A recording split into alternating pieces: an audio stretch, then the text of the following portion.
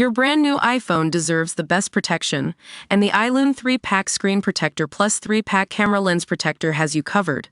Don't take risks with your iPhone. Click the link in the video description to shop now on Amazon. Olivo here, and today we're diving into a fascinating tale of territorial disputes and diplomatic tensions between two global powers, Russia and China. It's a story that spans over a century, with roots in the tumultuous early 20th century, when China was still reeling from centuries of foreign invasion and exploitation. The dispute centers on a vast region of land along the Amur River, which forms part of the border between the two countries. In the late 19th century, Russia seized control of this territory, which included what is now the Russian Far East, without any formal agreement with China.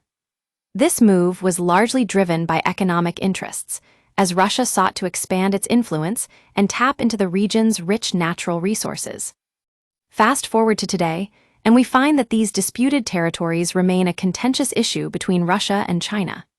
While China has experienced rapid economic growth and global rise in recent decades, it still claims sovereignty over this vast territory, which is home to significant deposits of timber, oil, natural gas, gold, and rare earth minerals. In fact, according to some estimates, the Russian Far East alone accounts for around 15% of Russia's total GDP, despite being a region with relatively low population density. China, on the other hand, sees these territories as crucial for its own economic development, particularly in terms of access to new trade routes and resources. The situation is further complicated by Russia's current geopolitical challenges. The country is facing significant domestic issues, including a rapidly aging population and declining birth rates. Meanwhile, Russia's economy remains heavily reliant on commodity exports, which makes it vulnerable to fluctuations in global energy markets. Olivo here reminds you that the story of territorial disputes between Russia and China is not just a matter of diplomatic posturing. It has real-world implications for the economies, politics, and people of both countries. As we explore this complex issue further, keep in mind that there are no easy answers or clear-cut solutions. Instead, we're likely to see a gradual evolution of relationships between Russia and China, driven by shifting economic interests and security concerns.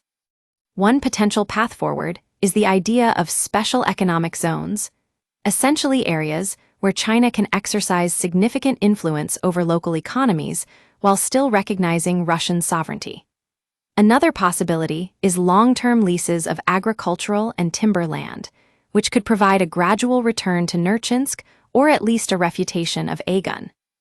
But as we look at the historical forces at play here, it's clear that individual agency, in this case, the leadership of Russia, plays a significant role in shaping the country's trajectory.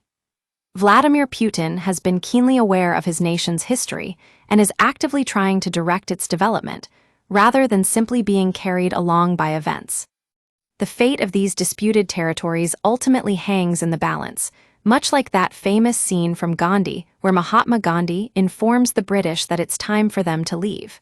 The question remains, when will Russia finally decide to leave this chapter of history behind? As Olivo here always says, only time will tell.